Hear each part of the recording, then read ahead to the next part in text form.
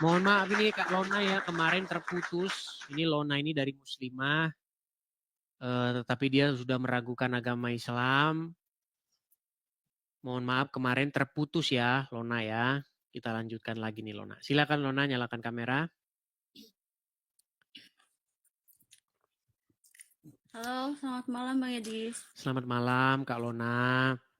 Lona, saya heran sama kamu setiap naik kok gelap-gelapan terus sih Lona. Pencahayaannya segini Bang Edis. Bukan karena itu, karena Karena betis Anda lagi. ini, saya ngelawan cahaya. Coba cahayanya yang ke muka. Jangan cahayanya yang ke saya. Nah, tuh. Ini kok kedip-kedip macam mana? Nah, Hop, gini. Udah, mantap gini. Lona, kemarin kita membahas surat An-Naba ayat 33. Di mana Ya, Allah menjanjikan kepada orang-orang yang beriman, kepada orang-orang yang bertakwa, bahwa mereka akan diberikan gadis-gadis yang berdada montok. Betul? iya. Oke. Sehubungan Rontok kamu sebagai aja. orang muslim, sebagai muslimah, apakah kamu Iya. mau diberikan gadis-gadis montok? Tidak mau kan? Tidak. Iya, karena surganya muslim itu hanya bagi pria saja. Jadi sebenarnya Lona, kalau kamu belajar agama Islam, Islam itu adalah sebuah kumpulan orang-orang pria yang kerjanya itu menjarah, mengambil harta rampasan. Itu ada ayatnya dalam Quran. Jadi makanya sholat Jumat. Kamu tahu nggak kenapa sholat Jumat itu nggak ada perempuannya? Tidak tahu saya. Itu Gimana? mereka kumpul-kumpul. Yang kampung mana yang mau diserang? Suku apa yang mau kita hantam dan harta jarahan mana yang mau kita angkut ke sini itu. Makanya perempuan nggak ikut. Karena perempuan nggak ikut berperang. Jadi kalau betul-betul kita belajar sejarah agama Islam, Jumatan adalah waktu berkumpul orang-orang dipanggil untuk berjihad. Saya pelintir aja kata-katanya, karena kata-kata itu berbahaya kalau diucapkan. Tahu kan maksud saya berjihad? Tahu? Iya. Iya. O-nya diganti A. Iya. Nah, jadi dulu Islam itu kayak begitu, kerjanya jihad, jihad, jihad, jihad. Gitu. Kerjanya mereka ngambil harta orang. Muhammad tuh kerjanya kayak begitu.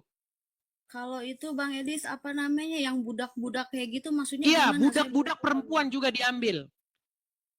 Jadi mereka itu kerjanya menyerang kampung, harta rampasan dia diangkut, wanita-wanitanya diangkut jadi budak-budak tawanan. Nah budak-budak itu halal itu bagi Muhammad itu. Itu kelakuan Muhammad tuh kayak begitu. Banyak orang Islam nggak tahu itu.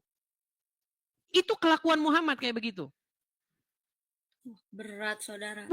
Nggak tahu makanya saya bilang orang Islam masih Islam karena dia nggak tahu dia Islam. Kalau dia tahu tentang Muhammad, dia meninggalkan agama itu. Mau saya tunjukkan ayat-ayatnya? Boleh supaya saya Baik, tahu. supaya Anda makin mantap meninggalkan agama Islam ya. Baik. Yang saya katakan ini memang agak sedikit keras nih teman-teman. Tapi benar. Gitu loh masalahnya. Yang saya katakan itu benar. Perhatikan ya.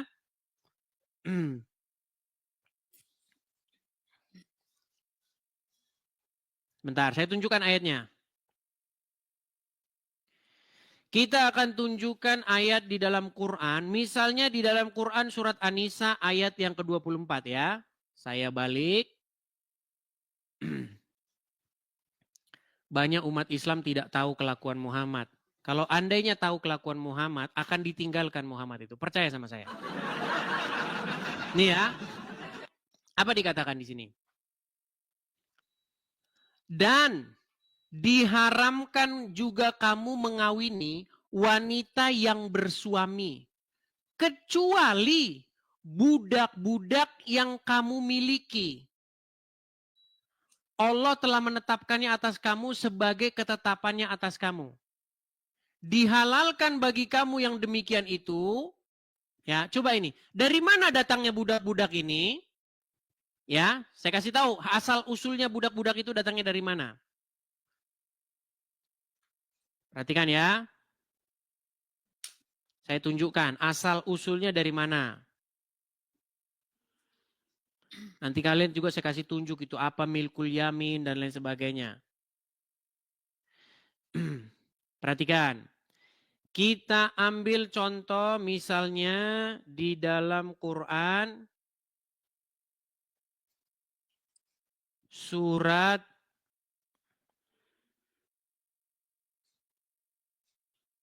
nih ya, Al-Anfal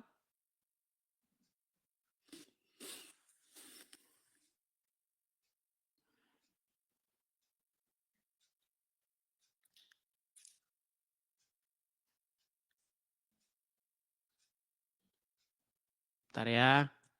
Saya tunjukkan ayat-ayatnya. Ghanimah ya, harta rampasan perang.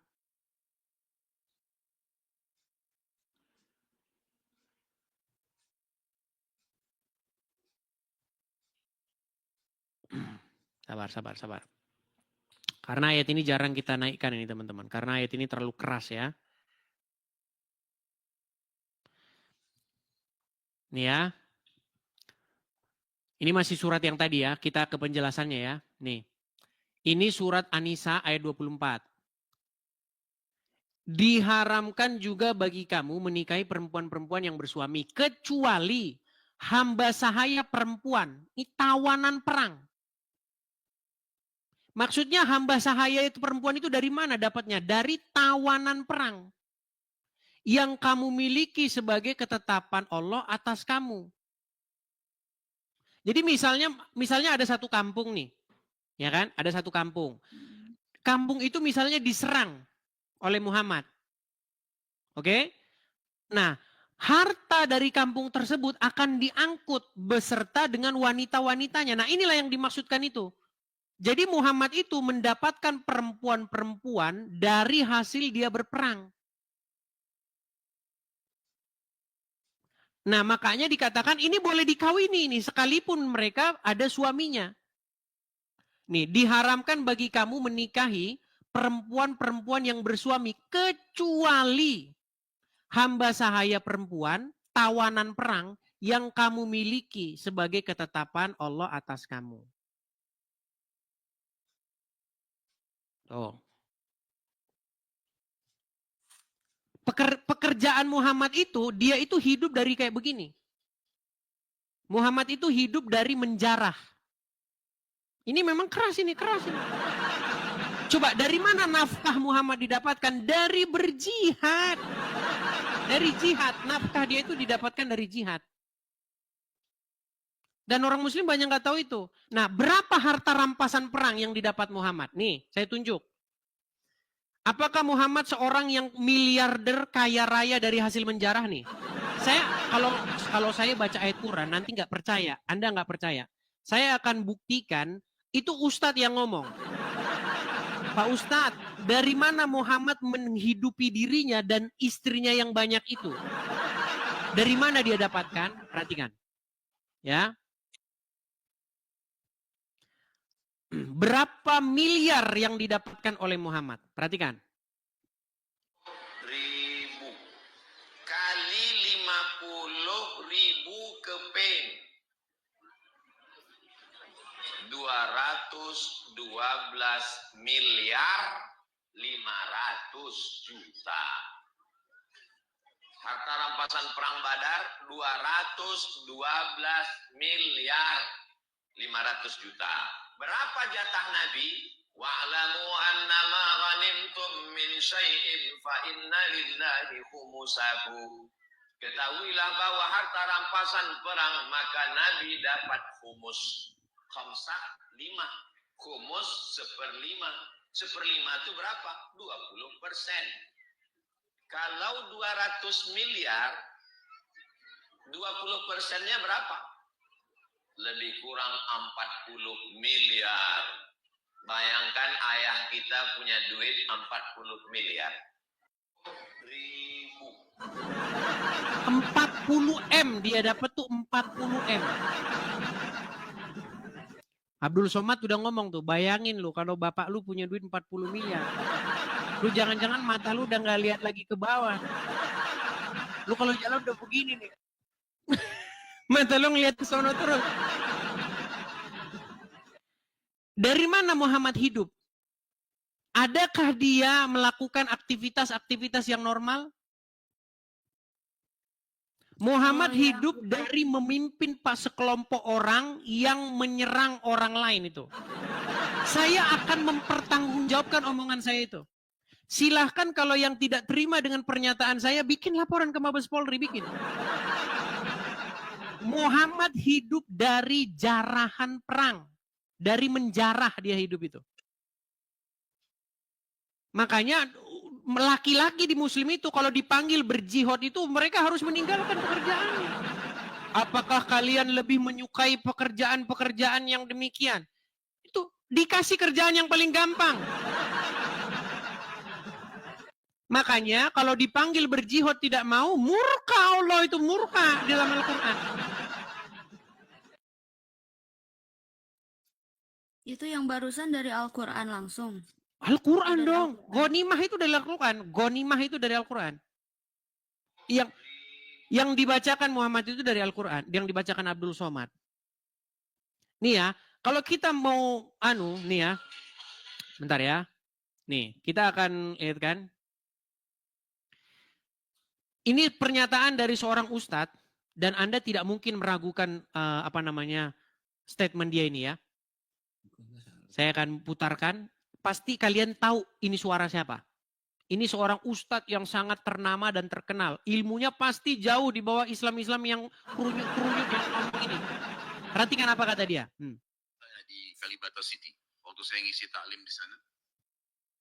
Ustadz, bentar ya. Bagaimana pendapat Ustadz bila ada orang-orang Nasrani yang mengatakan Islam itu diekspansi dengan pertumpahan darah, dengan jihad? Dan bagaimana pendapat Ustadz juga dengan masalah poligami? Mereka menghardik masalah poligami. Itu subhanallah, saya bicara hampir 45 menit mungkin hanya menjawab pertanyaan ini. Waktu itu saya bilang, kalau seandainya ada orang Nasrani, Yahudi, semua orang kafir yang mengatakan kepada Anda, Islam dikembangkan, diekspansi dengan pertumpahan darah, katakan iya. Memang iya. Karena banyak orang Islam, subhanallah, kayak orang yang ketakutan kalau dikatakan Islam itu disebarkan dengan pedang. Saya katakan ikhwas sekalian, memang Islam dikembangkan dengan pedang.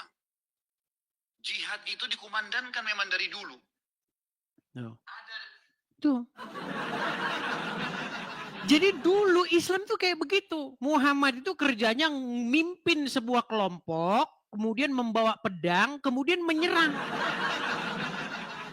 Kalau kamu tidak masuk Islam, selesai kau, selesai.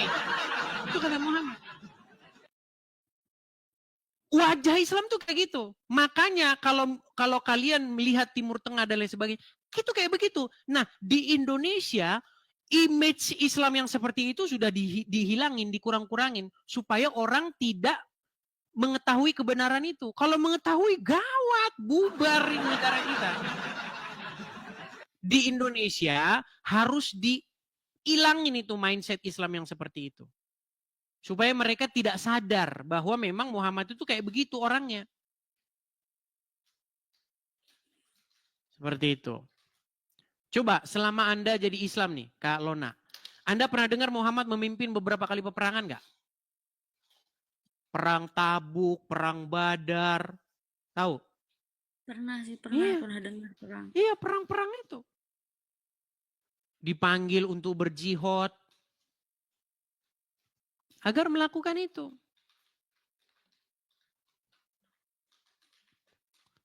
Saya tunjukkan lagi satu hadis ya, nih.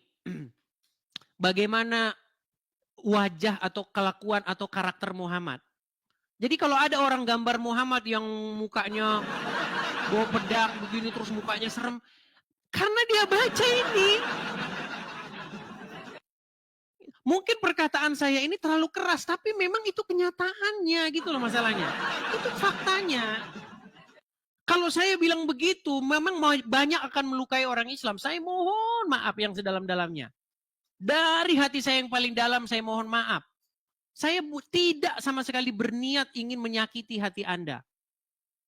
Saya betul-betul dari hati yang saya paling dalam. Tidak ada sedikit pun niatan hati saya buat kalian itu jengkel, marah, sakit hati. Enggak. Saya hanya pengen kalian sadar. Inilah wajah Muhammad yang sesungguhnya. Nih loh, telah menceritakan kepada kami dan seterusnya dan seterusnya. Dan seterusnya. Abu Hurairah dia berkata, Rasulullah bersabda, saya diperintahkan untuk memerangi manusia hingga mereka mengucapkan tidak ada Tuhan yang berhak disembah selain Allah. Apabila mereka mengucapkannya, maka mereka telah menghalangiku untuk menumpahkan darah dan merampas harta mereka. Ini hadisnya nih. Nih, bab aku diperintahkan untuk memerangi manusia hingga mengucapkan syahadat. Sunan At-Tirmizi nih. Ini bukan saya ngarang-ngarang ini. Bawa saya ke Mabes Polri kalau saya ngarang-ngarang ini. Inilah wajah Muhammad yang selama ini kalian tidak pernah tahu. Bahwa dia hidup dari jarahan perang. Barang siapa yang masuk Islam selamat, selamat. Kalau nggak masuk Islam, hati-hati nih kata Muhammad. Apabila mereka mengucapkannya, maka mereka telah menghalangiku untuk menumpahkan darah dan merampas harta mereka. Apakah saya dengan berkata begini kepada saudara-saudara saya muslim yang sangat saya kasihi, lantas saya langsung Anda benci? Padahal saya hanya mengungkapkan kebenaran.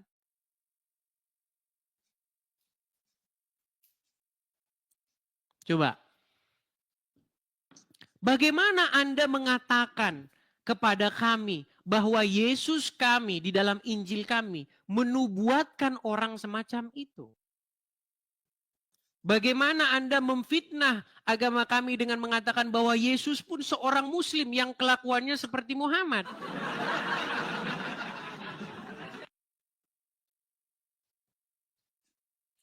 Coba.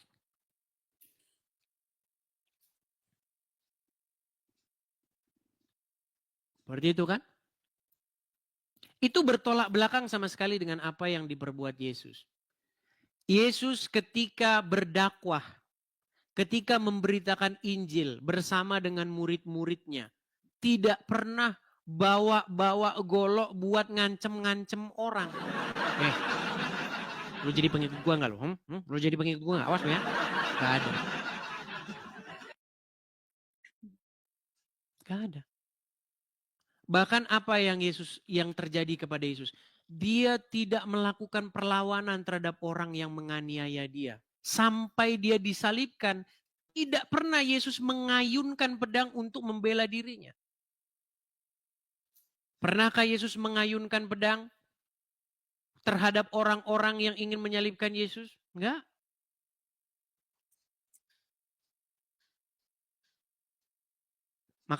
Makanya yang patut dijadikan Tuhan, yang patut dipertuhan, Anda sudah tahu definisi mempertuhan? Iya. Itu Yesus, bukan Muhammad.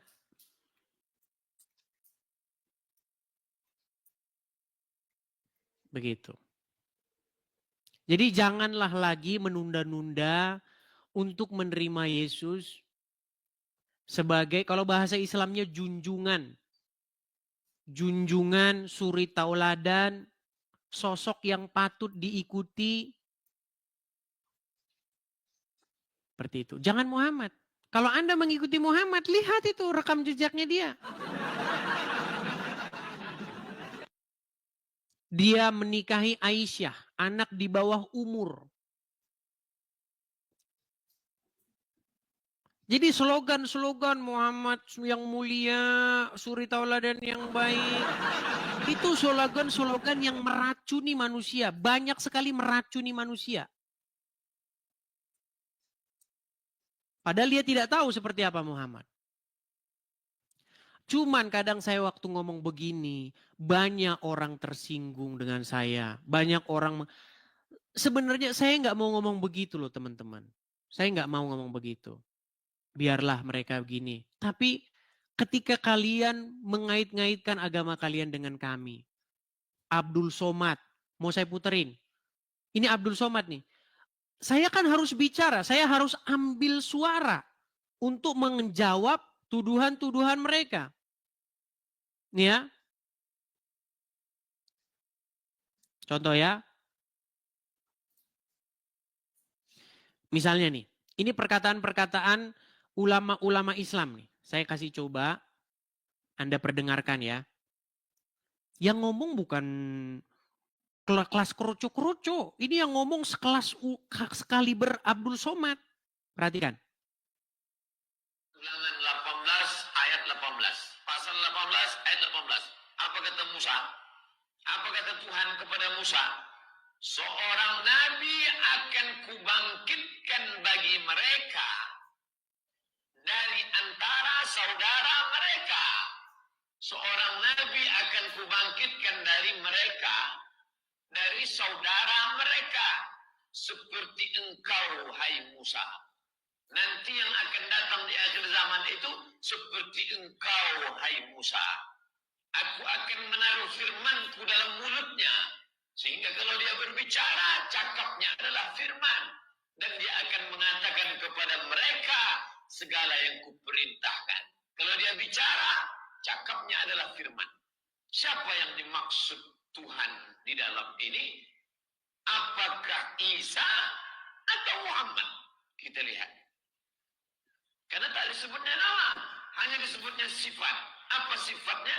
Kubangkitkan bagi mereka saudara mereka. Saudara Musa berarti Isa. Kata orang yang melihat nasab Isa. Naik ke atas, dekatnya ke Musa. Ya intinya nanti kalian baca sendiri. Intinya begini, banyak ulama-ulama Islam yang menempel-nempelkan agamanya itu ke dalam Bible, ke dalam Taurat, ke dalam Injil. Zakir Naik berbuat yang sama. Dia ceramah keliling Indonesia, dikawal oleh kepolisian, disambut oleh Wapres pada waktu itu Yusuf Kala. Yang dibahas apa? Kristen. Di dalam Injil Yesus menubuatkan Muhammad. Yesus itu seorang Muslim. Nah, klaim-klaim yang terus-menerus seperti ini. Bertahun-tahun. Ya kan? Orang Muslim terus membahas kekristenan. Akhirnya membuat saya untuk menjawab mereka ini. Saya jawab. Tapi tidak mungkin saya hanya menjawab-jawab terus. Saya counter juga. Saya bongkar tentang sosok Muhammad. Tapi ketika saya mengatakan begitu, banyak orang Islam tersinggung. Terhadap hal itu saya mohon maaf. Saya terpaksa melakukan ini karena ulama-ulama kalian. Walaupun kadang kata-kata saya menyakitkan hati kalian, saya mohon maaf. Tapi memang itu kan yang tertulis dalam Al-Quran. Bahwa Muhammad hidup dari situ. Muhammad hidup dari jarahan perang. Dari berjihad kerja dia. Memimpin pasukan, menyerang orang Khaybar, menyerang kaum Yahudi di sini, menyerang ini. Dan dia mengambil harta jarahan dari situ.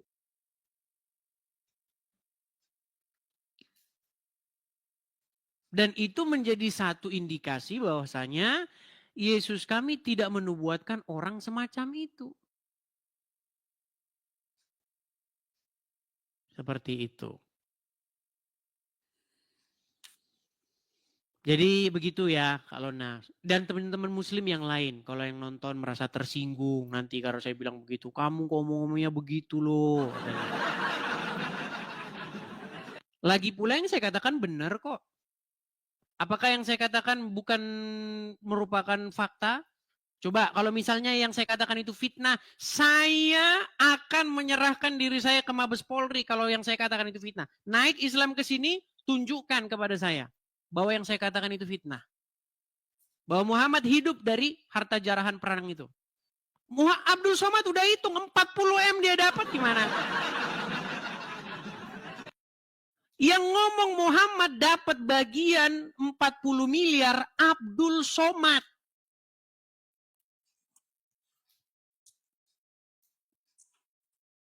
Betul nggak?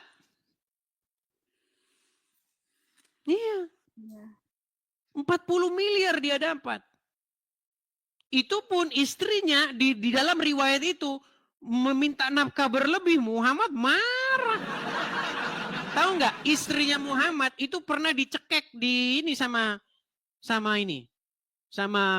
mertuanya Muhammad gara-gara minta nafkah berlebih sama Muhammad.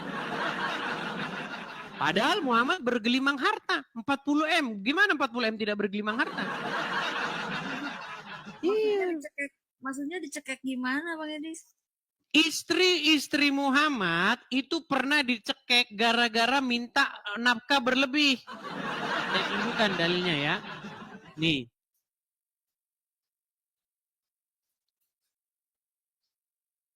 Bentar ya.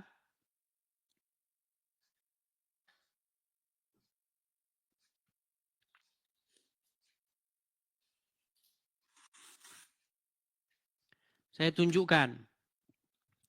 Apakah ada riwayat yang demikian? Ya, saya tunjukkan. Saya bacakan dalilnya. Kita sayangnya belum punya galeri ya. Nih. Saat istri minta uang belanja lebih, begini sikap Rasulullah. Nih, Muhammad yang punya 40 M itu ya. Jadi, dikatakan ya dalam riwayat-riwayatnya ya, perhatikan. Saya bacakan apa yang terjadi kepada istri-istri Muhammad ketika meminta nafkah berlebih. Nih ya, saya bacakan dari sini. Rasulullah SAW mendengar, kita bacakan dari sini saya. Dikutip dari buku 115 kisah menakjubkan dalam kehidupan Rasulullah oleh Fuad Abdurrahman. Suatu hari, semua istri Nabi berkumpul dan saling melontarkan keluhan. Ngeluh istri-istri Muhammad, ngeluh. Ya, saling melontarkan keluhan. Mereka merasa tidak mendapatkan nafkah dan perhiasan yang layak. Dalam arti lain, mereka meminta nafkah lebih sebagai tambahan uang belanja. Rasulullah yang mendengar keluhan ini kemudian memberi dua pilihan, yakni bersabar hidup apa adanya dengan beliau atau hidup mewah tetapi berpisah, diancam diceraikan. Sebagai seorang kepala rumah tangga yang mencintai para istrinya, Rasulullah merasa gundah atas keluhan ini sampai beliau menampilkan wajah muram. Jadi, istri kalau lu minta jatah, minta uang belanja dari suami, kalau suamimu berwajah muram, bukankah suamimu sudah pantas masuknya di anu? Dicuekin, gak dimasakin? Bayangin istri-istri sudah capek bersih-bersih rumah dari pagi ke pagi, minta uang belanja tidak dikasih. Enak aja lo gue urusin lo. Pasti begitu kan? Nah, terus tak lama setelah kejadian ini, dua sahabat Rasulullah yakni Abu Bakar As-Siddiq dan Umar bin Khattab, ini sekaligus mertuanya Muhammad ini. Sahabat sekaligus mertua. Ya. Mendatangi rumah beliau dan mendapati wajah Rasulullah muram. Kedua sahabat yang juga mertua Rasulullah ini akhirnya mengerti bahwa kegundahan berakar dari para istrinya. Karena saat itu para istri Rasulullah tengah berkumpul. Abu Bakar dan Umar kemudian berusaha meredakan kegundahan beliau. Abu Bakar berkata, "Wahai Rasulullah, seandainya aku mendapati putriku menuntut nafkah kepadamu, aku pasti akan mencekik lehernya." Ujar Abu Bakar, yang tak lain adalah ayah dari Aisyah. Umar pun mengucapkan kata-kata yang sama berkaitan dengan putrinya Hafsah. Setelah itu, dua sahabat Rasulullah SAW ini menemui putrinya masing-masing. Tanpa pikir panjang, mereka ini mencekik leher putrinya. Ada riwayat yang menyebutkan memukul tengkuk seraya menghardik. Dengan berkata apa? Kamu menuntut sesuatu yang tidak sepatutnya kepada Rasulullah. Mendengar sang ayah marah, istri Rasulullah ini lantas memberi jawaban, demi Allah, kami tidak akan menuntut sesuatu yang tidak dimiliki Rasulullah. Padahal dia punya 40 M. Bayangin 40 M kalau dibeliin emas, saya rasa Anda tidak bisa lagi mengangkatnya. Bisa-bisa patah tuh leher. Coba. Gimana? Satu sisi Muhammad punya 40 M. Satu sisi Muhammad mau makan aja dia nggak punya uang sampai nggak adain baju. Ada riwayatnya Muhammad mau makan sampai nggak adain baju.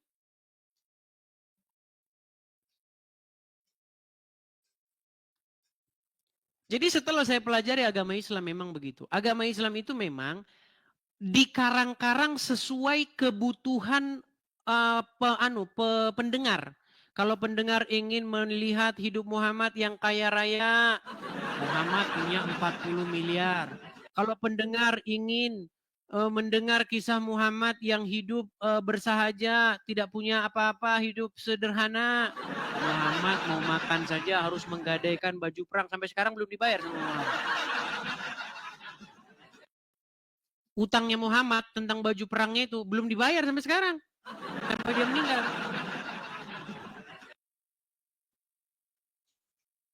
Mau saya bacakan riwayatnya? Boleh. Baik. Saya akan tampilkan ya bagaimana kisah Rasulullah yang dia untuk makan saja dia tidak mampu. Tapi diriwayatkan istrinya banyak. Bagaimana ada orang beristri banyak tapi makan saja tidak mampu? Enggak masuk akal, cerita-ceritanya enggak masuk akal. Kisah Rasulullah gadaikan baju perang kepada Yahudi untuk beli makan. Perhatikan. Nih, apa dikatakan di sini? Rasulullah, nih dikisahkan dalam sebuah riwayat. Rasulullah memakai 2 baju pelindung pada saat perang Uhud. Baju beliau terasa berat hingga Rasulullah tidak sanggup naik ke tempat yang lebih tinggi. At-Tirmizi dalam Syama'il Muhammadiyah mencatat nih bahwa Nabi memiliki 2 baju pelindung dan seterusnya. Tohlah membantu dan seterusnya nih. Nah, baju perang Rasulullah tersebut pada akhirnya digadaikan kepada Abu Syam. Abu Syam adalah seorang Wahyudi. Rasulullah menggadaikan baju perang tersebut untuk membeli makanan pokok. Baju perang itu tidak bisa ditebus Rasulullah hingga beliau wafat.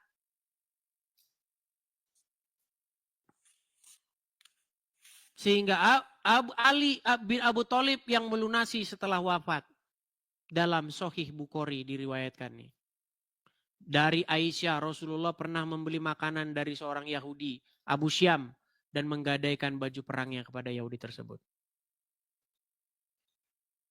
Tapi kata Abdul Somad, dia punya 40 miliar.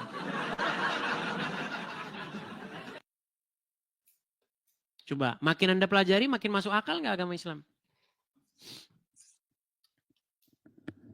Makin aneh aja. Makin aneh. Nah, kepada orang-orang yang mengatakan kepada saya, Bang, kok kamu urusin sih, Bang? Ya karena ulama-ulama kalian. Seandainya ulama-ulama kalian tidak berbicara tentang kekristenan, tidak mengusik-ngusik atau mengait-ngaitkan dirinya dengan kekristenan, saya masa bodoh teing lah sama kalian, masa bodoh, ngapain saya urusin? Begitu. Bagaimana Lona? Sudah makin mantap ingin meninggalkan agama Islam? On proses kayaknya.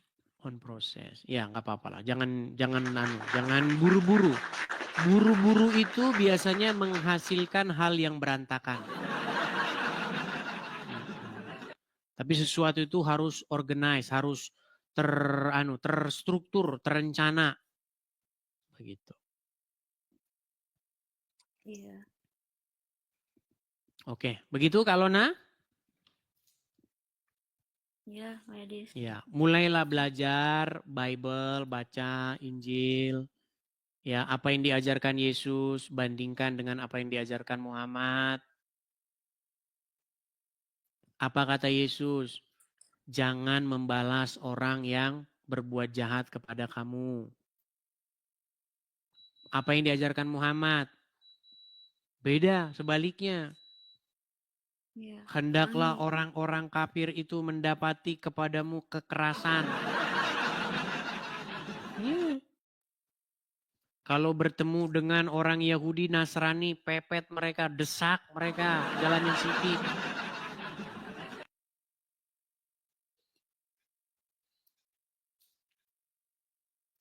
Itu sangat bertentangan dengan apa yang diajarkan oleh Tuhan Yesus.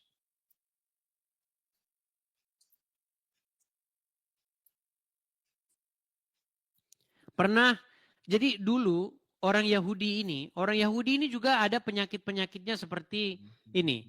Jadi mereka ini terdoktrin oleh para ulama-ulamanya sebagai orang yang dalam tanda kutip inilah. Dan mereka menganggap orang Samaria itu sebagai bangsa yang layak mendapatkan hukuman apa segala macam. Nah, Yesus pernah mengemukakan satu perumpamaan ya, perhatikan ya.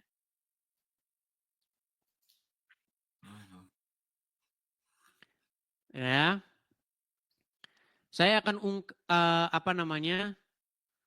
bacakan sebuah perumpamaan mengenai tentang orang yang dirampok ya.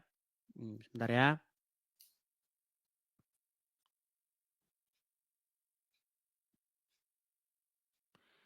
Saya akan tampilkan apa yang tertulis di dalam Bible tentang ajaran Yesus ya. Mengenai siapakah yang sesama kita seperti itu. Saya balikkan dulu ya. Nih. Misalnya yang ada di dalam Lukas pasal yang ke-10 ya. Perhatikan. Ini orang Samaria yang di zaman Yesus ini orang ini dianggap sebagai bangsa yang ya kayak begitu, kayak pandangan orang Islam terhadap orang-orang kafir. Ya. Tapi Yesus memberikan sebuah pandangan yang berbeda dengan ajaran-ajaran yang diterima oleh ulama-ulama orang Yahudi. Nih, kita mulai dari pasal yang ayat yang ke-25 ya. Pada suatu kali berdirilah seorang ahli Taurat untuk mencobai Yesus. Katanya, Guru, apa yang harus kuperbuat untuk memperoleh hidup yang kekal?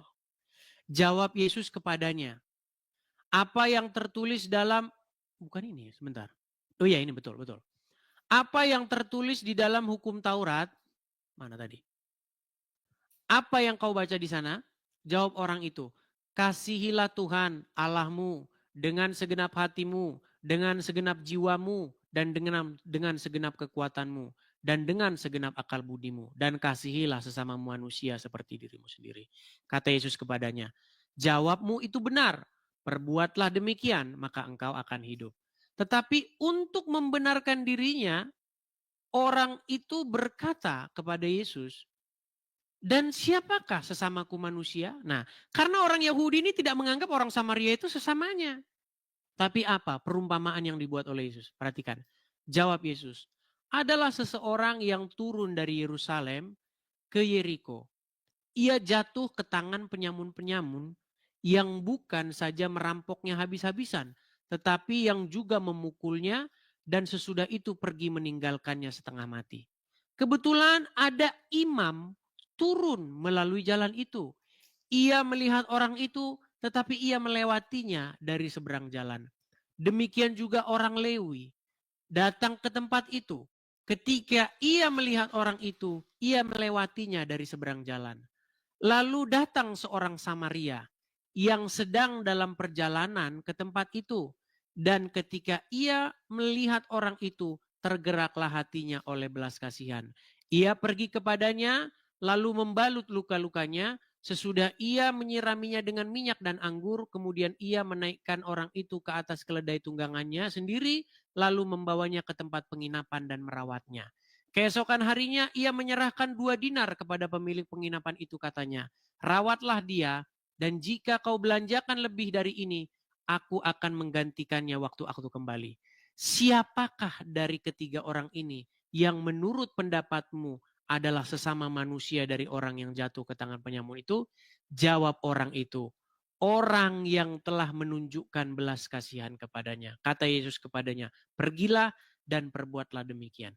Kalau kita tahu background ceritanya ini ya, ini imam-imam, ini petinggi-petinggi yang kayak sekarang ini, ulama-ulama, pendeta-pendeta, ya kan, orang yang kerjanya firman Tuhan, itu kan ini imam-imam. Kemudian orang Lewi ini garis keturunannya Musa ini, klannya Musa ini, orang yang kerjanya membakar ukupan, orang yang kerjanya di mesbah ini. Tapi mereka cuek-cuek aja ini. Tapi malah ada seorang Samaria yang dipandang orang sebagai orang sesat, orang tapir ini. Tapi malah dibenarkan. Nah, hal-hal semacam ini terjadi nih di dunia muslim nih kayak begini. Makanya kalau ada ustadz ceramah, walaupun orang berbuat jahat setengah mati, jahat sejahat-jahatnya, kalau dia muslim masuk surga. Tapi kalau ada orang tapir, walaupun dia baik, suka menolong, ya kan, itu akan masuk neraka sama saja. Jadi banyak orang sekarang itu sudah dikotak-kotakan. Padahal yang diajarkan Yesus bukan seperti itu. Karena agama atau yang tertulis di KTP itu nggak dipakai itu. Tetapi apa yang kita lakukan. Karena iman itu harus dieksekusi dengan perbuatan. Kalau iman cuma nempel di KTP ya nggak ada gunanya. Tidak berbuah. Kamu percaya kepada Yesus? Ya percaya. Tetapi tidak melakukannya. Seperti itu.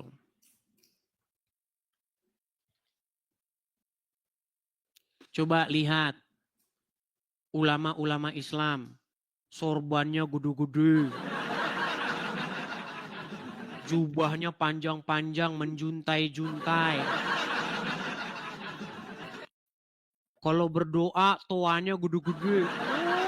Oh, saya lagi puasa, tolong hargai saya. Berbeda dengan apa yang diajarkan Yesus. Iya. Apa yang diajarkan Yesus? Supaya kita itu hidup jangan seperti itu. Janganlah kamu hidup seperti orang-orang seperti mereka itu. Mereka suka berdiri-diri di tikungan-tikungan jalan, pamer-pamer, jubahnya panjang, sorbannya gede-gede.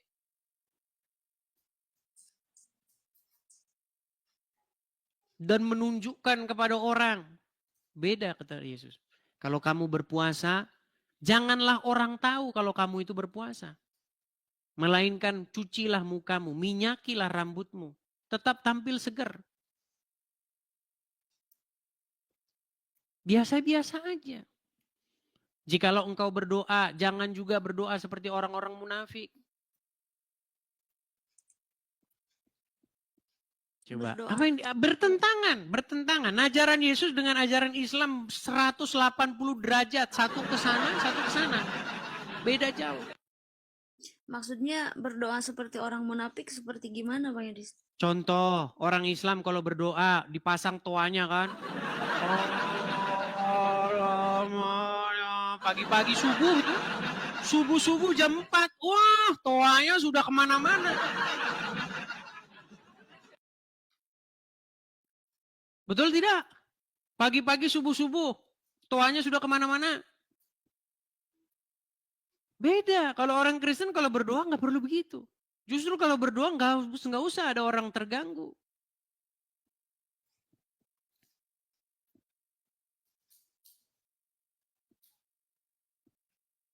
Orang Islam kalau berdoa, di situ dia berdoa, di situ yang sakit jantung meninggal.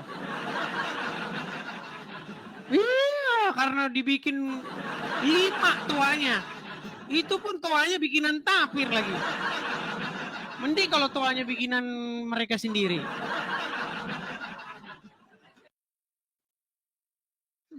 Kumaha hari kitu atuh Bang Edis. Iya, makanya belajarlah ajaran kekristenan. Baca apa yang tertulis dalam Injil. Di dalam Injil Tuhan itu tidak melihat gerakan-gerakan badan, tidak melihat pakaian. Tetapi dia melihat hati. Makanya kalau dalam Kristen datang kepada Tuhan itu membawa hati. Di dalam Islam datang kepada Tuhannya harus begini. Siku. Ulasnya begini, kalau nggak begini repot nanti. Tidak diterima. Airnya harus begini, terus bahannya begini. Sisi 3 derajat, 4 derajat harus beda dikit salah. Bahaya ini Tuhan nanti nggak harus miringnya 2 derajat nah ini. Nah, terus cara menyemburnya juga harus 3 kali. Itu ritual-ritual yang nggak ada gunanya. Nggak ada gunanya. Kalau nyentuh perempuan batal, wudhu lagi.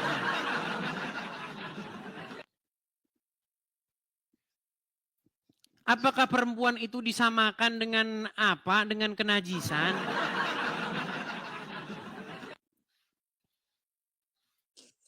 Begitu. Makanya baca Injil, beli Injil baca. Di situ tentang riwayat hidup Yesus. Apa yang diajarkan oleh Tuhan Yesus, bagaimana dia memandang orang yang berdosa. Pernah suatu kali Yesus duduk makan. Yesus makan bersama dengan para pemungut cukai dan para pendosa. Iya. Makanya yang dilakukan Yesus itu bertolak belakang dengan apa yang dipahami oleh ulama-ulama. Ada ulama-ulama Yahudi waktu itu. Guru, mengapa kamu makan dan duduk bersama pengungut cukai dan pendosa? Yesus mengungkapkan satu perumpamaan. Baca perumpamaan-perumpamaan yang diajarkan oleh Yesus. Kalau zaman sekarang, bahasa-bahasa zaman sekarangnya. Guru, gimana sih lu kalau nongkrong-nongkrongnya sama orang-orang tukang minum-minum sih nongkrongnya?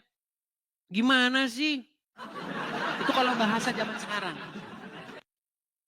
Nah kalau dalam sudut-sudut pandang agama Yahudi, orang ulama harus duduk bersama dengan orang-orang yang ya suci di luar. Dalamnya kan kita nggak tahu kayak apa. Tapi beda. Nih saya ungkapkan lagi perumpamaan-perumpamaan ya. Bagaimana Yesus duduk dan makan bersama pengungut cukai.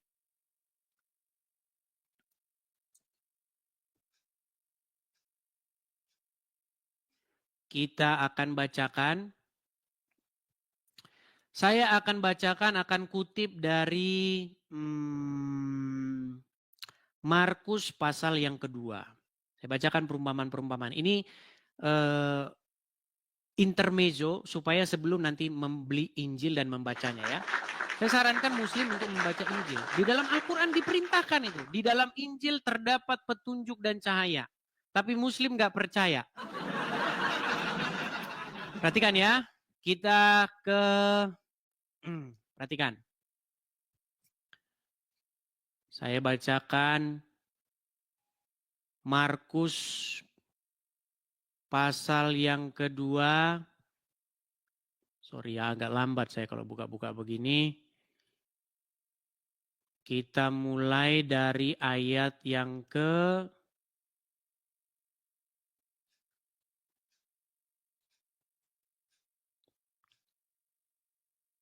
sebentar, ini bukan yang di Markus ya. Ini memang ada tapi tidak selengkap yang di ini. Kita ambil yang di Lukas saja coba ya.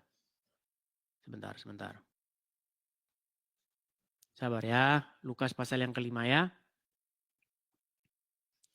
Lukas pasal yang kelima.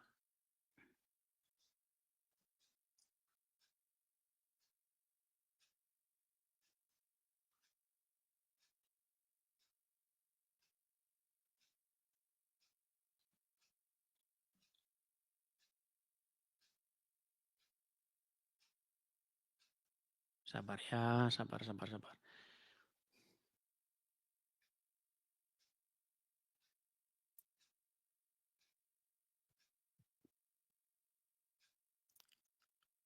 Pasal yang ke-15 ternyata. Sorry. Nih ya. Perhatikan. Lukas pasal yang ke-15. Para pemungut cukai dan orang-orang berdosa biasanya datang kepada Yesus untuk mendengarkan dia. Maka bersungut-sungutlah orang-orang Farisi dan ahli-ahli Taurat, katanya. Ia menerima orang-orang berdosa dan makan bersama dengan mereka. Lalu ia di sini i-nya besar merujuk kepada Yesus, mengatakan perempuan ini kepada mereka. Siapakah di antara kamu yang mempunyai 100 ekor domba dan jikalau ia kehilangan seekor di antaranya, tidak meninggalkan yang 99 ekor di padang gurun dan pergi mencari yang sesat itu sampai ia menemukannya. Dan kalau ia telah menemukannya, ia meletakkannya di atas bahunya dengan gembira. Dan setibanya di rumah, ia memanggil sahabat-sahabat dan tetangga-tetangga serta berkata kepada mereka, bersukacitalah bersama-sama dengan aku sebab dombaku yang hilang itu telah aku temukan. Aku berkata kepada kamu, demikian juga akan ada sukacita di sorga karena satu orang berdosa bertobat lebih daripada sukacita karena 99 orang benar yang tidak memerlukan pertobatan. Beda kan? Beda. Kalau menurut ulama-ulama, jangan nongkrong. Biarkan mereka itu binasa. Biarkan mereka itu tapir-tapir itu. Biarkan mereka itu berujung pada kesesatan. Ya. Ini banyak. Makanya beli Injil, baca sendiri nanti di rumah. Ya. Pengajaran-pengajaran Yesus. Ada semua di situ. Kalau nggak perlu belilah, install saja. Kan ada di Play Store. Iya, di Play Store ada. Iya, sekarang sudah nggak perlu lagi beli-beli Injil kayak uncup PA. Teman-teman, mari kita mengadakan musab Quran. Bilang sama uncup, zaman sekarang sudah zamannya paperless tanpa kertas.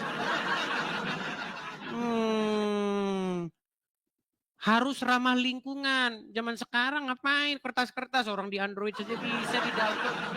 Itu alasan uncup aja itu, bilang sama uncup tuh. Dia habis siaran kan begitu.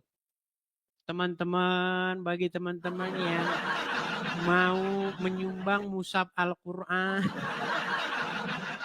bilangin sama dia, udah ada Android kok.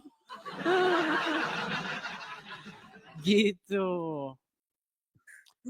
Ya intinya barang siapa yang mau mencari kebenaran, dia akan menemukannya.